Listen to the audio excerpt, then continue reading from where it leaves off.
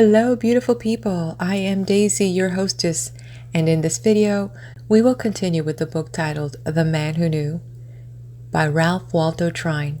Just a quick note before I move on to the next chapter. In the previous chapter, the author brings us back to this realization that Jesus knew something. Jesus knew the composition of man, that we were not just flesh, but we were of spirit.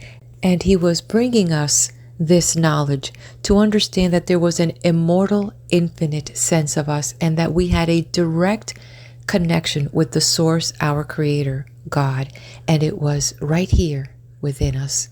If we only believed as he believed so strongly that he died for that cause. As for myself, I have to tell you, if I just focus on the flesh and my mortal existence, it gets a little bit depressing. But when I focus on what I see with my other eyes, and like I've mentioned before, I've had a near-death experience. I've had contact with Source and Creator, and that changes the perspective. I have more of a free feeling. I have a focus on the here and now, and it allows me to experience life, and in that sense, to have a God existence here on earth. I know it sounds weird, but it works for me, right? All right, my dear one, let's go on to the next chapter, 19, titled Love, the Law of Life. The mystic or intuitive sense of the master not only enabled him to perceive and understand God as spirit, the universal life force of all there is in existence, but also his manifesting nature. He not only perceived God as spirit, but also God as love, the infinite spirit of life and power manifesting itself and acting always in and through love. In a sense, he identified the two, for he said and continually taught, God is love. That is perhaps the reason why God came to him so naturally and so habitually as Father, and why he appreciated so readily his own natural relationship, therefore, as Son. He realized and established himself in that filial relationship with the Father. The Father not only loves him, but he loves the Father. The Father not only loves him and works through him, but he seeks always to know and to do the will of the Father. That understanding and that attitude of complete reliance upon and complete obedience to the Father establish the relationship of conscience union, which enables him to say, I and my Father are one. He not only realizes and establishes this sense of union, of oneness with the Father, but he perceives and states and teaches that this is the natural, normal life for every man, for he realizes that law is universal. Therefore, his statement and his teaching, as I am, you shall be. I show you the way. Happy are you if you follow the way. It is this universal fatherhood of God that he makes, one might say, the keystone of the entire structure of his teaching. In him we live and move and have our being. All are children of the same Father, so all are brothers, all related and interrelated. No man lives or can live to himself alone.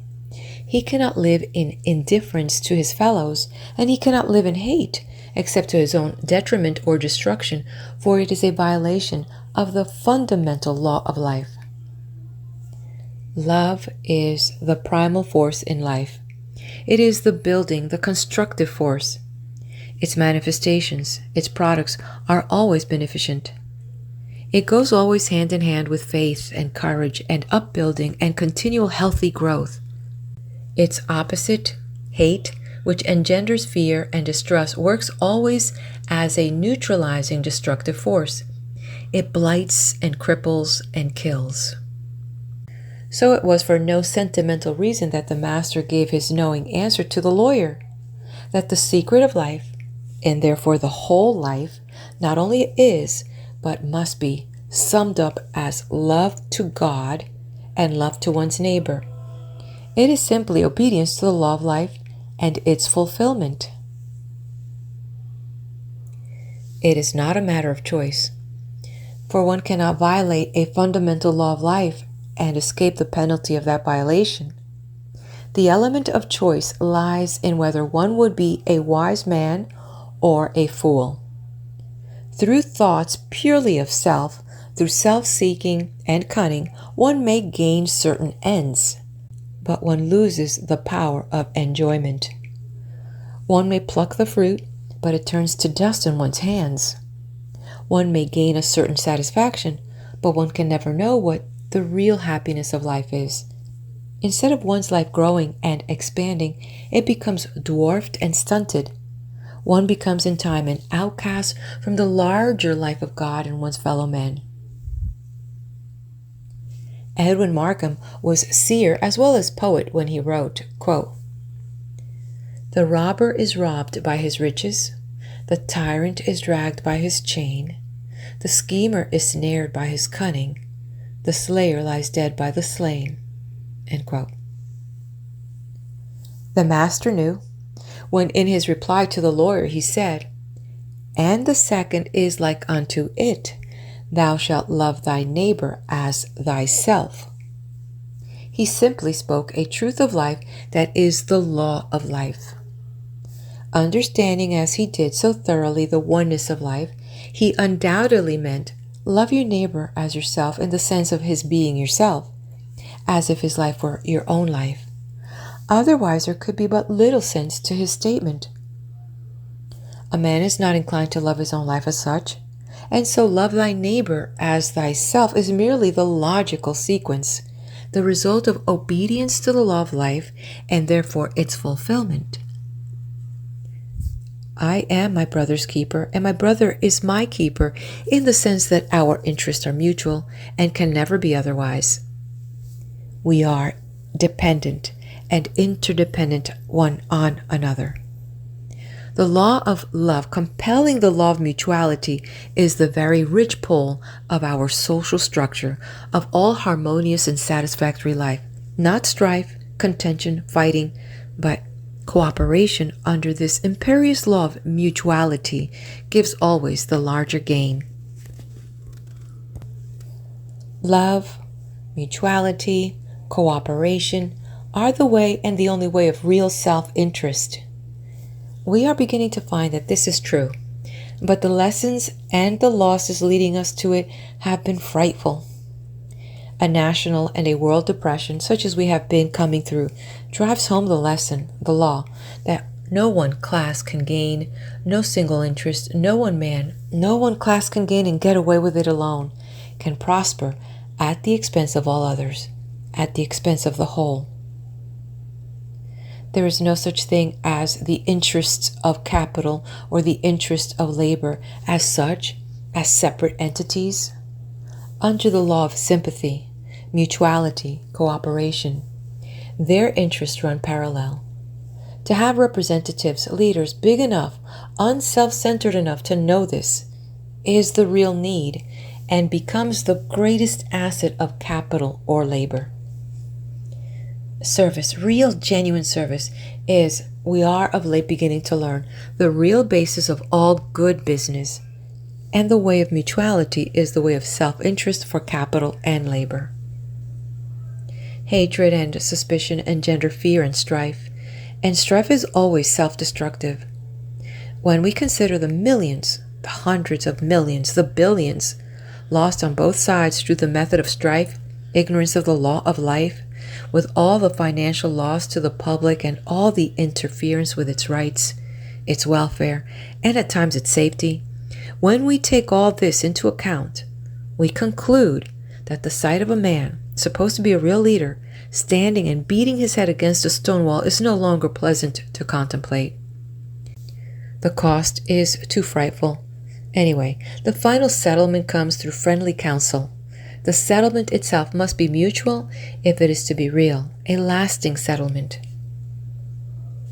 The Master's way of love is the way of sympathy, mutuality, cooperation. Love thy neighbor as thyself, and esteem his business and interest as if they were thine own business and interest. Do away with the frightful costs. And when we step from national to international relations, the Master's way of love, with its concomitants of sympathy, mutuality, respect, quite easily and compellingly becomes again the way of self-interest. Those two splendid nations, Germany and France, for how long? It seems for almost endless ages they have been fearing and hating and fearing each other.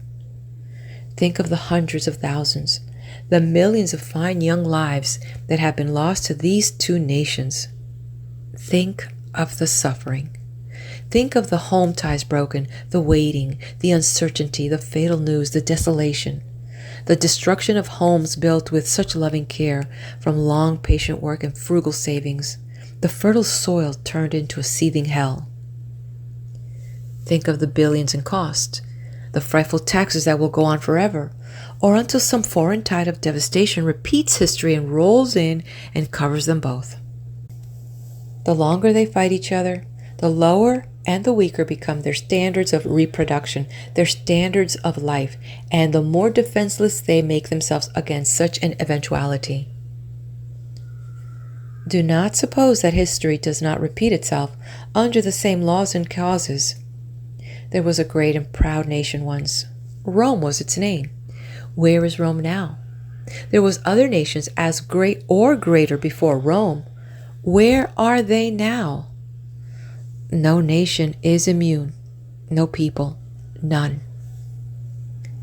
While the law and the penalty of hate are universal, I have, for reasons cited, particularly two nations. What has been and what remains the cause of danger and disaster in connection with these two? Their leaders, civil, religious, military, did not know or did not really appreciate the fact that centuries ago there was a humble wandering teacher with a wonderful knowledge of life and of the divine in the human. In his teaching, which they have ignored or forgotten or never knew, love is the basic law of all sane and satisfactory life. Love is stronger than hate. Love will conquer hate and sterilize all its frightful progeny. Love is not only the way of sane, happy human life, but is the only way of self-interest. They may have heard something of this, but long ago a system called Christianity was built upon very speculative and mythical theories about him, with innumerable graftings from preceding heathen religion, while his own teachings, God-given, clear-cut, life-saving and civilization-saving, were denied and violated and pushed aside. His great truth, always and still the hope of the world, waiting, as he said, to make men free, has been forgotten or soft-pedaled, and to that extent denied to the world. Will it come again? It will come again. It must come again. In the young men and women of the world lies the hope. They will not be denied. Otherwise, the flower of their generations would go into the same rotten fodder, and their splendid young bodies lie as heaps of carrions out on the fertile fields. Again, the victims of fear-ridden, Christless leaders. Dogmatic Christianity does not seem able to prevent this. It seems less able today than ever. It may have to be replaced with something else. The Christianity of the Christ, actually at work in the minds and hearts of many men of different nations, would automatically push it out and take its place. In the case of the two nations cited, for example, what assets would accrue from following the fundamental message of the Master that love is the law of life? What a weight it would lift from the tax burdens of the overburdened peoples! How many lives it would save! How many bodies of splendid young men! The time may come when the right will be taken from any man to condemn others to go to the front, unless he himself must go to the front. This simple requirement might transfer many a man from the class patriot to the class coward, and of its own motion, it might even prevent the recurrence of war. End of chapter 19. Stay right here in this video. I'm going to go ahead right to chapter 20. The creative power of faith and courage. that the master was not only a teacher of courage, but he himself a splendid example of a man of courage. Every thought and every act of his life attests. It took supreme courage continually to face the members and the agents of that thoroughly entrenched religious hierarchy, who became through fear the deadly enemies of both himself and his teachings. He kept right on, however, with an inner knowledge of what it would probably lead to. This supreme courage he evoked and manifested in the Garden of Gethsemane, as he viewed his fate and reached the decision that it was best to give his life for the greater good of his truth. That is a personal courage, a man living his teachings. But the courage that means the most to the men and women of the world is the courage that would undoubtedly take first rank in his mind and heart. For it was always the element of human service that fired both his interest and his zeal. It is this order of courage that has its birth and its being in the quality, or rather the order of thought, which he had in mind when so many times he used the word faith. No one perhaps, or certainly no one before him, had a clear understanding of the power of thought. That thought is a force, and therefore both creative and building in its effects. Our later findings, especially during the last 50 years or so, only confirm the fact of his knowledge of this, as we get it from both his words and his acts. There were those before him who had at least a partial knowledge. They can because they think they can. It was the Roman poet and thinker Virgil who said this. He said it of the crew that in his mind would win the race. Translating it into a statement of actual concrete fact, it means the belief and the ideal of this belief, steadily held by them, will infuse a force into and through their bodies, their very muscles, that will give them the power to win. And, said many years ago, it agrees thoroughly with the best that we are finding in our modern science and psychology. This was said but a few decades before Jesus, the greatest teacher of the power of thought that the world perhaps has ever known. Filled with potency are his continually repeated sayings and his direct teachings concerning the power of the molding and creative process of thought in the form of faith. Thoroughly he understood that thought is a force. Intuitively he understood it, and gaining a first-hand knowledge of its laws and using it to a supreme degree himself, he then proclaimed its vital creative and building power to others. Otherwise, he never could have said and repeated those remarkable things about faith. According to your faith, be it unto you, occurs in this or in similar form time and time again.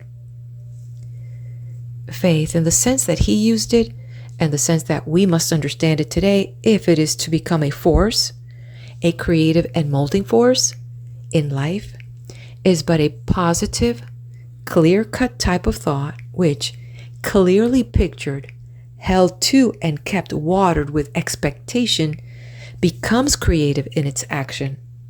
It makes all effort positive, dynamic, constructive, just as fear, its opposite, and fear's attendant forebodings weaken, neutralize, and finally defeat all effective effort, all accomplishment. There seems to be a law. There is a law. The truth and the force of which we are, as it were, just beginning intelligently to grasp. It can be stated in this form. There is something in the universe that responds to brave, intrepid thought. The power that holds and moves the stars in their courses, sustains, illumines, and fights for the brave and the upright. Courage has power and magic in it. To form one's ideal clearly, to see it, and then to make the start, is the first essential of all attainment and achievement. To take captive the best things in life, we must proceed always through the channel of brave, intrepid thought. He who knows the power of the forward look, the silent, subtle building power of faith and hope and courage, realizes that unforeseen helps will spring up all along the way for him who makes the start, who determines to arrive, and who works true to the pattern. There is perhaps no trait that more people in the world today right down in their hearts long for, eagerly long for, than the quality of courage. Every individual has his problems. There's no one who has not. Life is not conceivable on any other terms. It was Shakespeare's keen vision and graphic power of expression that gave us the memorable and suggestive thought, quote, "Our doubts are traitors, and make us lose the good we oft might win by fearing to attempt." End quote. The start is not made, and with no start, there can be no arriving, no achievement, or the innate joy that comes from achievement. The initiative lies always within ourselves. There are helps both within and without, which stand ready to respond to the vision and the call of every brave, clear-seeing, and determined man and woman.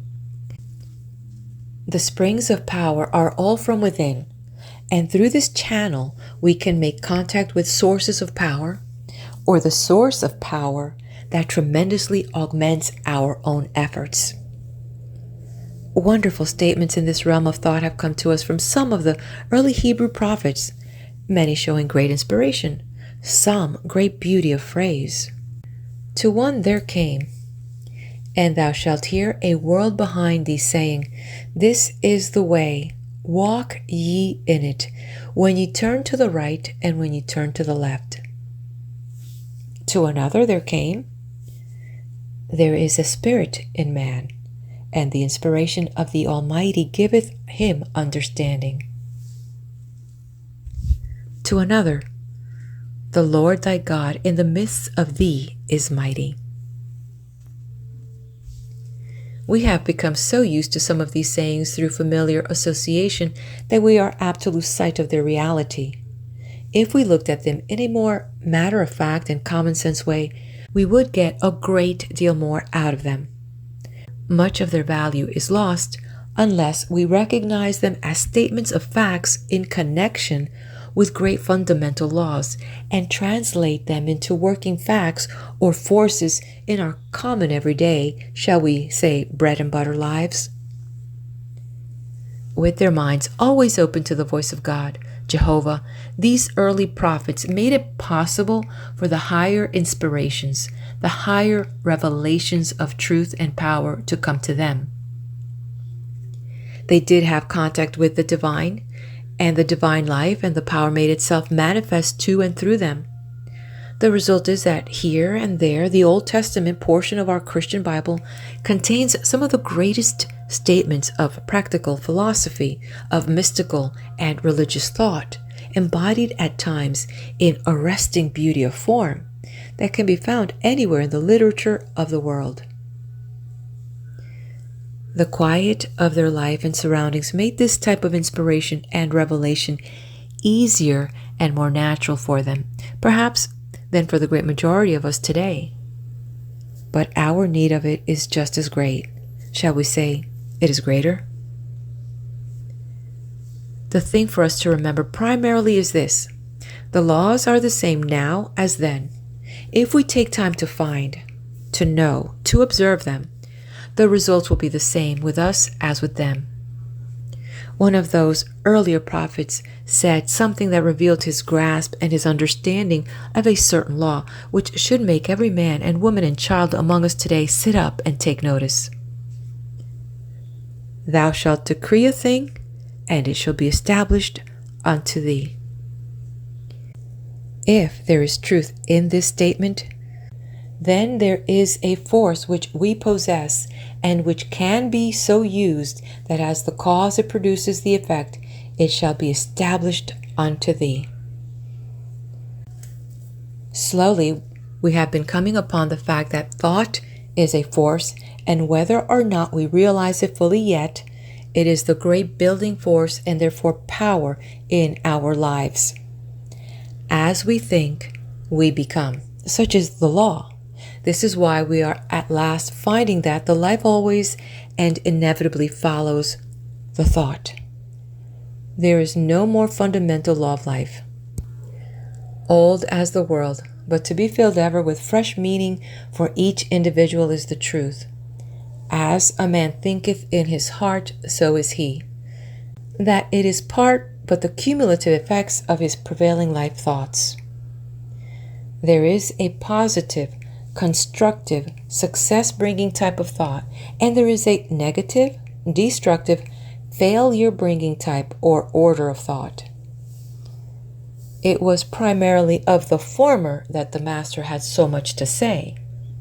Some of his statements of its power would be almost unbelievable were it not for the fact that he had such a supreme aptitude, such a unique power for discerning the things of the mind and the spirit. He uses over and over again in his connection the word faith. According to your faith, said he, be it unto you. And again, if you can but believe, all things are possible to him that believeth. To these and almost identical statements, he gives dynamic utterance time and time again. When he used the word faith, he practically in every case used it in the sense of thought. He never used it in the sense of having faith in or believing in something or system, for he himself taught no system. The truth of the laws of life was his sole interest and purpose and concern in his life mission of becoming the light bearer for other men. And faith, in the sense in which he in practically all cases uses the term, is nothing more or less than a clear-cut, positive type of thought which, set into operation and held to, becomes dynamic and formative in its operations. It is because he understood that thoughts are forces and are continually creating or molding conditions, each according to its kind, that he could speak so positively and frequently of the power of faith. We are, as it were, just beginning to understand the real vital truth of these sayings, just beginning to catch up with him. This law of the continually creative and building power of thought is, as I have said, in a sense the most fundamental law of life, so far as conduct and achievement or lack of achievement are concerned. We are now learning that when a man's mind is lifted up, his whole estate, body, spirit, and all of his affairs is lifted up. All successful men are men of great faith, and in them this positive, constructive type of thought, working always and unceasingly as a creative force, is clothing in material form that which at first was but the idea, the vision. It is necessary, though, that we not only get but keep the vision. In our modern kind of life, we are so apt to allow ourselves to become enmeshed with things, and so often with things trivial compared with the great facts and verities. We allow ourselves to get mentally, nervously, and thereby physically depleted, fagged out, below par, through noise, commotion, motion. This we do to a degree by going to too many places, keeping too many social engagements, staying up too late at night, indulging in excess of various sorts which rob us of the healthy, balanced nature demands, and will have if any life is to be happy and normal and contented. It is when we become tired and overtaxed and run down that we allow fear and worry the more easily to enter and dominate, and the dark and doleful picture to present itself. It is then that we begin to lose our grip, that our vision becomes distorted, that we lose faith and courage and the never say die spirit. Because of this, so many men, good men, among us commit suicide, victims when they should have been masters of circumstance. Discouragement creeps in and gradually assumes control, and the game is up. How little our big things become. How little some of our supposed big men become. how impotent, and often how utterly insignificant when a great economic crisis arrives and they are compelled to stand out in their true form, temporarily rich in things, but pygmies in mental and spiritual possessions. True it is as Emerson said, "Thus do all things preach the indifference of circumstance. The man is all." It is time we begin to take stock for the safety of our social structure, as well as for the safety, the integrity, the peace and happiness of our individual lives. Through putting ourselves more fully in harmony with the laws of life, we become more fully masters of the forces of life. To do this, we must take more time and opportunity to know their laws. We must become better listeners. There is no practice in life, perhaps, that can be productive of such good as the habit of taking a little time each day in quiet, alone, to make ourselves open and receptive to that inner guidance and power which are the heritage of every man and woman who will create the conditions whereby they can manifest themselves. This practice is of supreme value in making and keeping our connection with the infinite spirit of life and power which works in and through all, the life of all. In the degree that we do not inhibit it, we inhibit it too much. We do not give sufficient time to the inner light. This is true prayer. Prayer is active, sincere desire followed by quiet receptivity and then by direction and power and realization. Able industrialist Henry Ford once said to a friend, "We pray, we do things for the good of men and women, but we do not properly relate ourselves to the great enveloping, permeating spirit." The way shower set us a great example. He took himself continually to the quiet place in order to keep his connection with the great permeating life, the Father, as was his term. He found, and we will find, that this is the true source of the direction and power. All around us, men are learning more than ever before the power of faith and hope and courage. And in the face of severe handicaps and discouragements, many are learning in a telling way the truth that a man may be down, but never out, unless he thinks he is. Taking heart then with the day, they begin again and turn what otherwise would be inevitable failure into success and achievement, and the joy that comes from achievement, if it is achievement worthwhile. End of chapter 20. Let's move on to the next video, where I will continue with chapter 21.